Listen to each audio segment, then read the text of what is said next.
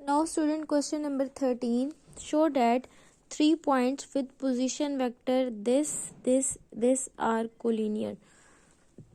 हमने बताना है कि 3 पोजीशन वेक्टर्स हैं हमारे पास जो कोलिनियर है. Collinear sum of 2 sides equals to the opposite one. कि 2 साइड्स का अगर हम सम ले लें तो वो थर्ड के इक्वल हो, उसको हम थर्ड के इक्वल आ जाए तो उसको हम कहते हैं कि वो कोलिनियर है. यानी ए बी, हमने ये 3 पॉइंट्स ले लिए ए बी एंड सी, यानी A B then B and C, इन दोनों को सम लें तो वो इक्वल आना चाहिए ए और सी के. तो हमने बेसिक क्या प्रूफ करना है कि A B plus B C equal आना चाहिए ए सी के. ए बी एंड सी हमारे पास पॉइंट ऑफ पोजीशन वेक्टर हैं और ये हमारे पास इनकी 3 वैल्यूज़ हैं. तो पहले हम क्या निकालेंगे, ए बी, फिर बी सी और फिर सी ए. लेफ्ट हैंड साइड लेंगे और राइट हैंड साइड को प्रूफ कर देंगे. ए बी का क्या मतलब होता है कि बी में से ए को माइनस कर दें, तो ये हमारे पास वैल्यू है बी की. बी में से हमने ए माइनस कर देना है. बी की वैल्यू पुट की है और उसके बाद हमने ए की वैल्यू पुट कर दिया. माइनस की वजह से अंदर वाले साइंस को चेंज कर दिया. 2 माइनस ए, तो आंसर है 3 plus B 4, 4 minus 3 minus minus plus और 7. बी सी का क्या मतलब है, बी सी का मतलब है कि हम सी में से माइनस कर दें बी को, तो ये सी की वैल्यू राइट कर दिए. बी की वैल्यू माइनस की वजह से अंदर वाले साइन चेंज कर दिए. ये बी की वैल्यू है माइनस एंड माइनस प्लस, तो ये आ गया 10. ए की कोई वैल्यू नहीं थी तो -2 स्टार्ट में आ गया. 10 और 4 प्लस प्लस 4 और ये हो जाएगा 14. फिर हमने निकालना है ए सी. ए सी का मतलब है सी में से ए को माइनस कर दें. ये सी की वैल्यू है, ये ए की वैल्यू है, माइनस की वजह से अंदर वाले साइन चेंज हो गए. फिर उसके बाद ए वाला कोई और फैक्टर नहीं है तो ये स्टार्ट में आ गया. ये बी है और ये बी है, इसको माइनस किया तो ये आ गया. 10 और -3 करेंगे तो 7 आ जाएगा. अब इक्वेशन 1 की लेफ्ट साइड क्या है कि ए बी और बी सी को प्लस कर दें. तो ए बी और बी सी इनके ये जो आंसर हैं इन दोनों को प्लस कर दें. ये ए बी का आंसर लिख दिया, ये बी सी का आंसर लिख दिया. Plus minus minus minus as it is plus as it is. A में ए को करेंगे तो 2 में से ए माइनस करेंगे माइनस ए. 4b और 10b, minus plus minus minus 6b, minus plus minus 10 में से 7 निकालेंगे प्लस 7c. सो ए सी की वैल्यू भी यही थी और हमारा प्लस करने का भी आंसर यही आया है, तो which is equals to right hand side, और यही हमने प्रूव करना था. उसके बाद है find the moment of force 2i plus 3j plus 7k about the point this. ये 2 पॉइंट्स हमें दिए हुए. हमने मोमेंट ऑफ फोर्स निकालनी है और हमारे पास ये 2 पॉइंट्स जो हैं वो गिवन है. तो अब हमारे पास क्या है, गिवन डैट हमारे पास एफ की वैल्यू गिवन है और 2 पॉइंट्स जो हैं उनको हमने लेट कर लिया कि एक पॉइंट है ए और दूसरा पॉइंट है बी. अप्लाइड पॉइंट इज, जहाँ पे हम इस फोर्स को अप्लाइड कर रहे हैं, किस पॉइंट पे अप्लाई कर रहे हैं, इस पॉइंट पे. Point is this and the moment is about the point. 2 point हमारे पास गिवन है, एक जिसके ऊपर अप्लाई किया कर रहे होते हैं ये फोर्स अबाउट द पॉइंट. ये वाली फोर्स इस पॉइंट के ऊपर लग रही है when applied at that point, जब हम इसके ऊपर दोबारा अप्लाई करते हैं. कि हमारे पास गिवन है कि ये वाली फोर्स है और वो इस पॉइंट के ऊपर अप्लाई हो रही है इस फर्स्ट वाले के ऊपर. तो ये हमारे पास ए की वैल्यू है when applied at the point this, और फिर उसके बाद ये वाली फोर्स इसके ऊपर अप्लाइड हो जाए तो हमने मूवमेंट निकालना है. तो हमने क्या बता दिया कि ये हमारे पास एक फोर्स है और फिर उसके बाद हमने बता दिया अप्लाइड पॉइंट हमारे पास ये वाला जो 1 2 3 है ये ए की वैल्यू है और -1 2 और 0 जो है वो हमारे पास बी की वैल्यू है. ठीक है, अब हम कह लेते हैं ए और बी इन दोनों के दरमियान में जो डिस्टेंस निकालते हैं वो होता है हमारे पास आर. कि ए और बी इसके ऊपर फोर्स अप्लाई कर रहा है, ए जो है वो बी के ऊपर फोर्स अप्लाई कर रहा है, इन दोनों के दरमियान में जो डिस्टेंस निकालते हैं वो आर है और ये इसके ऊपर फोर्स अप्लाई हो रही है. तो आर कैसे निकालेंगे, ए और बी, यानी बी में से ए को माइनस कर दें तो ये आंसर आ जाएगा. मूवमेंट निकालने का फॉर्मूला क्या होता है, आर क्रॉस एफ. आर की वैल्यू हमने फाइंड कर ली है, एफ की वैल्यू हमारे पास क्वेश्चन में गिवन थी, क्रॉस है तो डिटर्मिनेंट की फॉर्म में सॉल्व करेंगे, आंसर हो जाएगा. नेक्स्ट क्वेश्चन में 2 फोर्सेस दी हुई हैं और वो कहते हैं कि वो इस पॉइंट के ऊपर अप्लाई होती हैं एट अ सेम पॉइंट, इस सेम पॉइंट के ऊपर अप्लाई कर दे.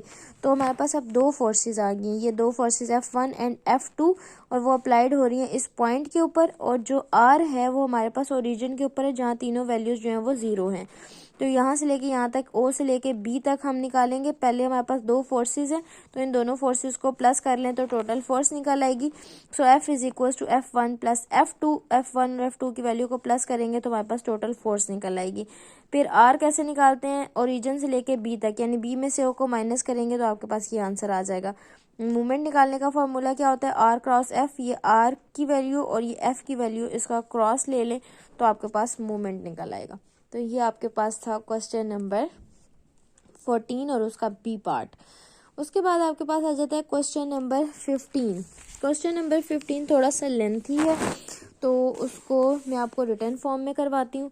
उससे पहले जो 16 और 17 क्वेश्चन है वो थोड़े छोटे से हैं, उसको मैं आपको पहले करवा देती हूँ। तो क्वेश्चन नंबर 16 है, a toy car is located at a point 235 relative to origin such that when a force is applied on car it start rotating about the origin. Find the moment produced by the car produced by the force in the car.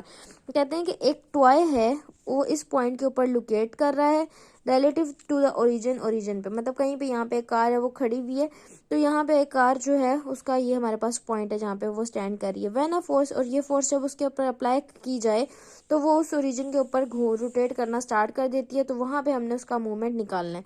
ये एक point हमें दिया हुआ है ए, origin पे सारी values हमारे पास क्या होती है, 0 0। कोई भी चीज़ अगर कहीं पे भी रखी हुई है तो वहाँ पे उस पर जो भी फोर्सेस होती हैं वो 0, तो ओरिजिन पे सारी एक्स वाई जी एक्सिस 0 हैं, और एक पॉइंट उन्हें दिया हुआ है जहाँ पे कार जो है वो खड़ी हुई है, उसके ऊपर हम फोर्स लगाएंगे तो वो रोटेट करना स्टार्ट कर देगी। तो सबसे पहले हम क्या करेंगे, हम ओ से लेके ए तक आर निकालेंगे। आर की वैल्यू कैसे निकालते हैं, दोनों पॉइंट के दरमियान का डिस्टेंस जो होता है वो आर होता है। तो ओ से लेके ए निकालेंगे, यानी ए में से ओ माइनस कर दें, 2 - 0, 3 - 0, 5 - 0 आई जे के साथ, तो ये आर की वैल्यू निकल आई। और फोर्स की वैल्यू क्वेश्चन में दी हुई थी। मूवमेंट का फार्मूला क्या होता है, आर क्रॉस एफ। क्रॉस को डिटर्मिनेंट फॉर्म में सॉल्व करते हैं तो आपके पास आंसर आ जाएगा। फिर उसके बाद लास्ट वाला क्वेश्चन है आपके पास, a seesaw is fixed from its middle point which is at, जैसे एक सीसा है जो हम पार्क्स में लेते हैं, एक सीसा है वो एक पॉइंट के ऊपर फिक्स है, और वो पॉइंट है उसको हमने नेम दे दिया ए का, और 0 2 3 है, और दो पॉइंट्स हमें बताए गए हैं कि ये दो पॉइंट्स हैं P1 और P2, हम इसको नेम दे देते हैं। एक हमारे पास P1 और दूसरा हमारे पास P2, और ये दो फोर्सेस उसके ऊपर अप्लाई हो रही हैं। ठीक है, तो हमारे पास क्या है, गिवन डैट सीसा is fixed at a point, एक ये सीसा है और ये इस ए पॉइंट के ऊपर फिक्स है, और इन पॉइंट्स को हमने नाम दे दिए P1 और P2, और ये P1 और ये P2 are the points where the force F1 and F2 are applied, जिनके ऊपर इन पॉइंट्स के ऊपर फोर्स अप्लाई कर रही होगी। तो अब हमने क्या निकालना है, पहले हमने निकालना है R1। लेट R1, अगर हम R1 निकालेंगे तो हमने क्या करना होगा, हम A से लेके P1 तक का डिस्टेंस निकालेंगे। यहाँ से A से लेके P1 का डिस्टेंस जो हम निकालेंगे वो हमारे पास होगा R1, और A2 से जो P2 का डिस्टेंस निकालेंगे तो वो हमारे पास होगा R2। तो late R1 is equal to AP1, यानी P1 में से A को माइनस कर दें, ये P के पॉइंट है और ये A के पॉइंट है, यानी 4 - 0 I unit vector, 5 - 2 J unit vector, 3 - 3 K unit vector, तो ये R1 आ जाएगा। ठीक है, मूवमेंट निकालने के लिए क्या होगा, R1 क्रॉस F1, और इसको हम M1 का नेम दे देंगे। डिटर्मिनेंट फॉर्म से आप M1 निकाल लेंगे। ठीक है, फिर उसके बाद R2 निकालेंगे, तो लेट क्या करेंगे, R2 का क्या मतलब होगा कि A में से P2, A एंड P2 के दरम्यान में जो डिस्टेंस होगा उसको R2 कहेंगे। निकालेंगे कैसे, P2 में से A के पॉइंट को माइनस कर दें, आपके पास ये आंसर आ जाएगा। और हम फिर मूवमेंट कैसे निकालते हैं, R2 multiply by F2, determinant की फॉर्म में सॉल्व करें, आपके पास M2 का भी जो है वो आंसर आ जाएगा। हमने क्या निकालना था, टोटल कैसे निकालते हैं, जितने भी मूवमेंट्स आए उन सबको प्लस कर दें तो टोटल निकल आता है। तो M1 और M2 की वैल्यू को आप प्लस करेंगे तो आपके पास टोटल मोमेंटम निकल आएगा। ये थी स्टूडेंट आपके पास एक्सरसाइज 3.3 के ऑल क्वेश्चंस।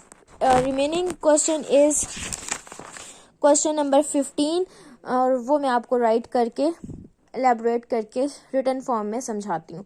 अगर इनमें से अगर कोई चीज़ आपको कोई पॉइंट क्लियर ना हो तो वो आप कमेंट्स में मुझसे पूछ सकते हैं। टिल देन टेक केयर, अल्लाह हाफिज़ एंड फी अमानिल्लाह।